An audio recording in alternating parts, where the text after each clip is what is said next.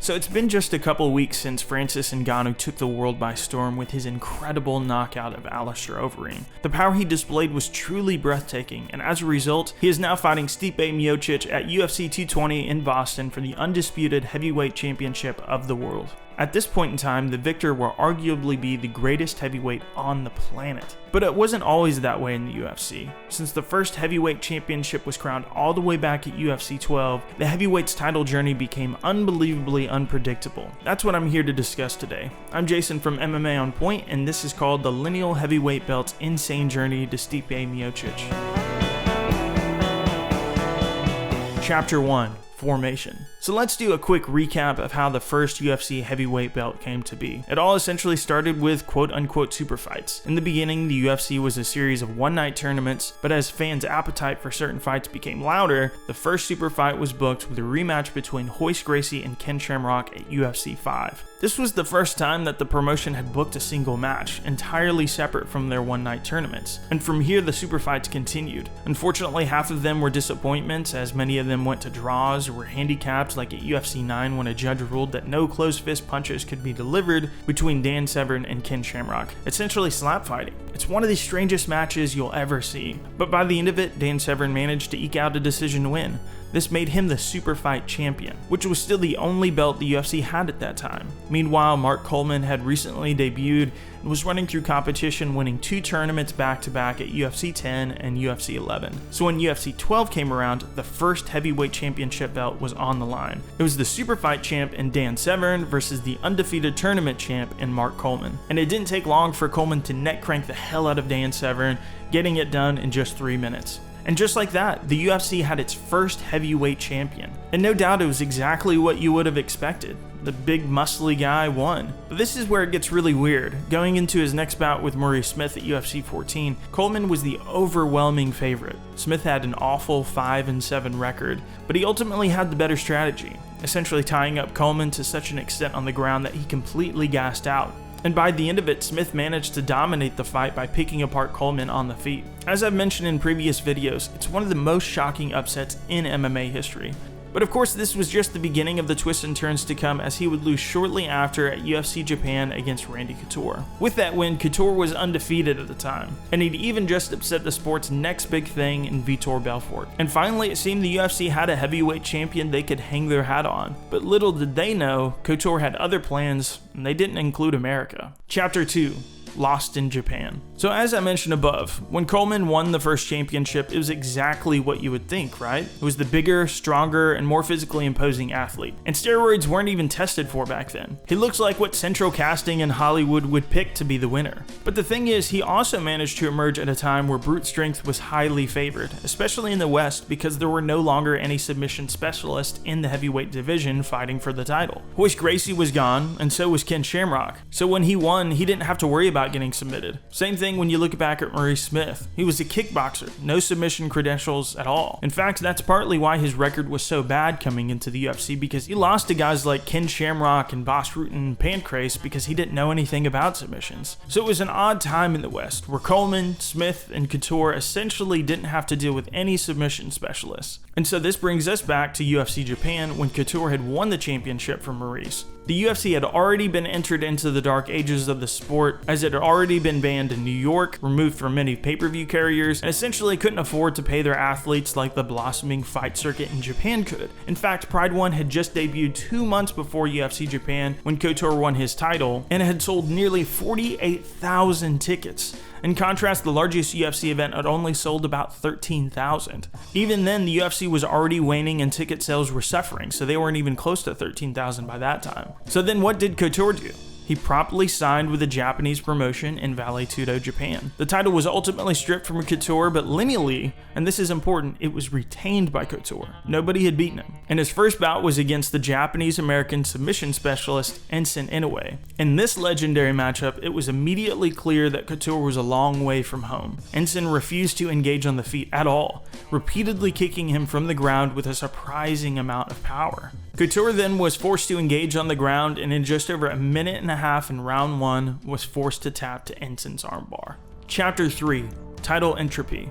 Now fully entrenched in the jaws of chaos that would later set the precedent for future championship clauses in fighter contracts, the de facto UFC champion for all intents and purposes had just lost in yet another huge upset to Enson Inoue at Vale Tudo, Japan, 1998. So following suit, Enson promptly moved on to a new organization, Pride Fighting Championships, at their 5th event, first taking on Soichi Nishida. A bout that was quickly ended with Enson winning via rear naked choke at just 24 seconds in round 1. The guy really shouldn't have been in there. But it was the next bout where he had his first true test as the Lineal heavyweight champion. It was at this time that Pride held its first openweight tournament, the 2000 Grand Prix. Mark Kerr was a training partner of Mark Coleman that represented an evolved MMA wrestler with even more power and one that embraced submissions, and also competed in several ADCC submission bouts. And thankfully, this fight was masterfully captured in the HBO documentary appropriately titled after Kerr's nickname, The Smashing Machine.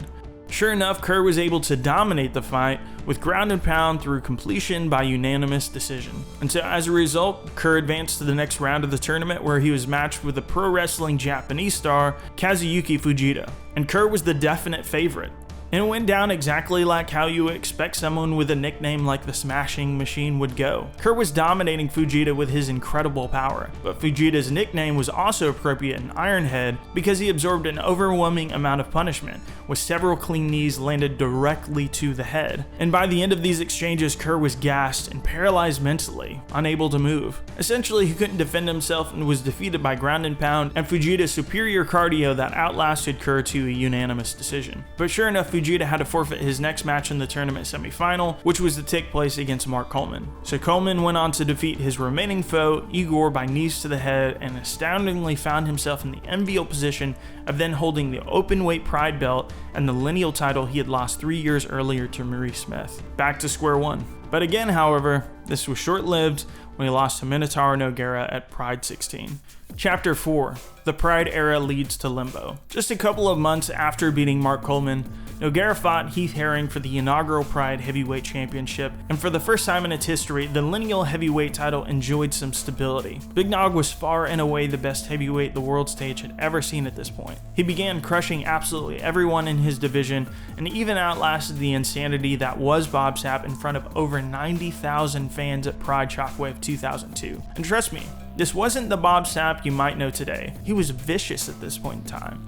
It's unbelievable what Nogueira withstood. The champ was here to stay as the world saw its first true prestige heavyweight champion. Enter Fedor Emelianenko. The incredible talent he possessed just couldn't be denied despite everything Nogueira had done to this point. Fedor shocked the world and did the unthinkable. Dominated the best heavyweight champion from bell to bell and even did it again at Pride Shockwave 2004. And this time, the perceived dominant new champion was fully realized, all the way until Pride closed its doors in 2007, beating the likes of Mark Coleman, Randleman, Fujita, Mark Hunt, and what was considered the fight of the decade against Mirko Cro Cop. Fedor was on top of the fighting world, and it seemed the UFC was the natural progression for him. But for whatever reason, that fell through at every turn. Dana White's word versus Fedor's essentially. And we could go into that, but that's really enough for another video entirely. The truth is, we don't know. It's hard to know what from Dana is smoke and mirrors, and Fedor was extremely vague in the reasons he gave why he didn't sign. Either way, what did end up happening is he fought in Bodog strangely against Matt Lindland, back again in Japan with another odd pairing against Hongman Choi, besting the likes of Tim Sylvia and Andrei Arlovsky in Affliction before finally arriving in Strikeforce. Just like that, it had been 6 years since capturing the title from Nogueira in Japan, and here he was in the United States fighting on national television with CBS. The UFC itself had not even accomplished this by that time, being on a major network. The Fox deal didn't happen until about 2 years later at the end of 2011. And despite being tested early by Brett Rogers with heavy ground and pound, Fedor managed to end the fight in shocking highlight reel fashion. Chapter 5. The Return. On one of the most memorable nights in the sport's history, June 26, 2010, the master of underdog who had been ejected from the UFC after his violent loss to Junior Dos Santos, Fabricio Verdum rendered fans entirely speechless when he submitted Fedor Emelianenko by triangle choke just 1 minute and 9 seconds into the very first round. Finally, the Lineal title changed hands, and it was during this time that plunged it back into chaos once again. Verdum lost his very next fight against Alistair Overeem, and for an entirely separate reason, the world was shocked again when Dana White announced the purchase of its biggest rival since Pride, Strikeforce. Immediately, they began buying out contracts, and one of the very first to be acquired was Overeem's.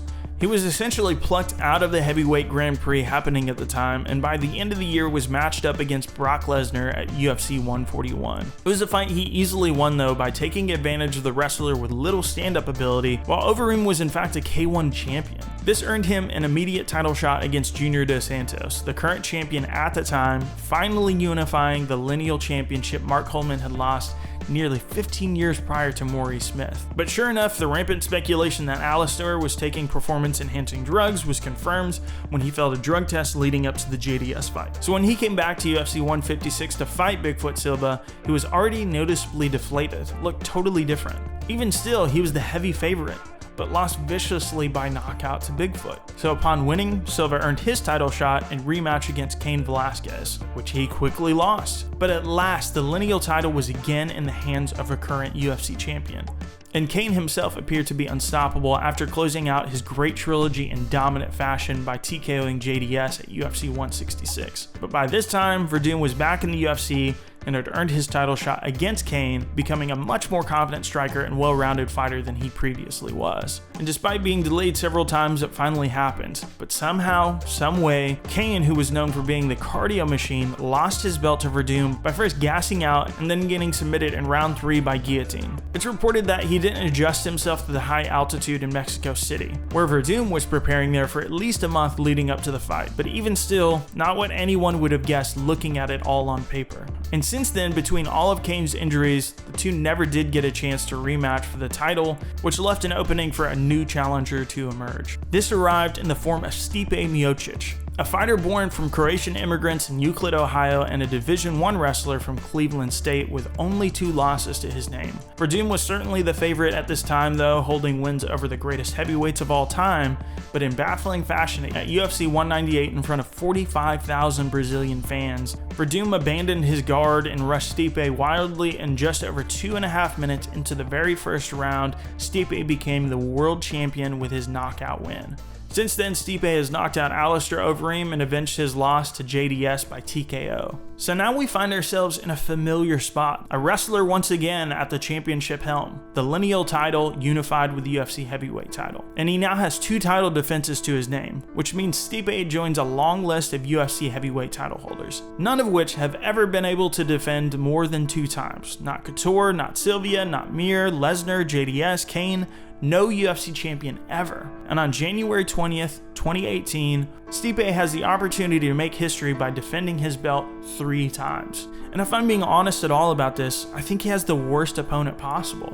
A young, incredible, powerful knockout king in Ngannou that pushes the limits of knockout power the sport has ever seen. If he can win, he could be the greatest heavyweight champion of the modern era. But as of the time of this recording, Stipe is actually the betting underdog for the fight. Francis, on the other hand, has the opportunity to capture the title and become what many are predicting as a global star if he can accomplish that task in any way resembling the wins he's accrued to this date. It's personally the most excited I've been since the Cain JDS trilogy for a heavyweight title matchup. Hey, what's up guys? I have 2 really quick questions for you. Number 1 being, who do you think is going to win that fight? Do you think it's going to be Stipe? Do you think it's going to be Ngannou? Really curious. Let me know down in the comments. I'm going to go ahead and make a prediction and say I think it's Ngannou. I love Stipe. I think he's super awesome. If he wins, I will be more than happy to eat my words. But I'm curious to get your guys' thoughts. Who do you think is going to win that? And then the other question is, I'm working on a 2017 list for the best up-and-coming fighters, maybe the ones that most people don't know about. I'm curious to see what you guys would think your top 10 would be, or even just some notable names. So if you could let me know in the comments below, I'll be making that before the end of the year. So whatever you guys leave, I'll take that into account. And I can't guarantee I'll get everything you guys put down, but I'll at least consider it. And maybe you guys will catch me off guard. We're like, oh, I wasn't thinking about that one. So you guys can actually help craft the next list for the end of the year. So appreciate that, guys. And as always, make sure to like and subscribe. We got more and more content coming every day. So really appreciate you guys taking the time to watch, and we'll see you at the next video. Have a great day.